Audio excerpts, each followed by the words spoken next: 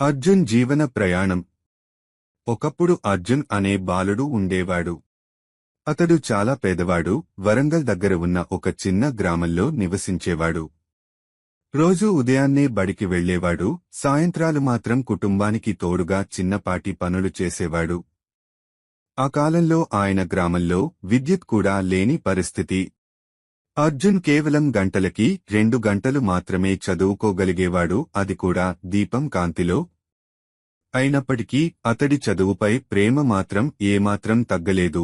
English అతనికి చాలా కష్టంగా అనిపించేది. 7వ తరగతిలో పాఠ్యాంశాలు అర్థం కావడం కష్టంగా ఉండేది. పరీక్షల్లో ఫెయిలవుతుండేవాడు. కానీ అర్జున్ కొంచెం కొంచెంగా కష్టపడుతూ చివరకు వార్షిక పరీక్షల్లో విజయం సాధించాడు. ఆ రోజు అతను తాను నిజంగా సాధించగలనని నిరూపించుకున్న రోజు. తరువాత కూడా అర్జున్ తన ప్రయాణాన్ని ఆపలేదు. పాలిటెక్నిక్ పూర్తి చేసి చివరకు ఒక సివిల్ ఇంజనీర్గా మారాడు. ప్రస్తుతం అతను గజెటెడ్ ఆఫీసర్గా విఈ శాఖలో డిప్యూటీ ఎగ్జిక్యూటివ్ ఇంజనీర్ గా బాధ్యతలు నిర్వర్తిస్తున్నాడు. ఇంత ఎదుగుదల సాధించినప్పటికీ అర్జున్ మాత్రం ఎప్పటికీ నేర్చుకోవడాన్ని ఆపలేదు.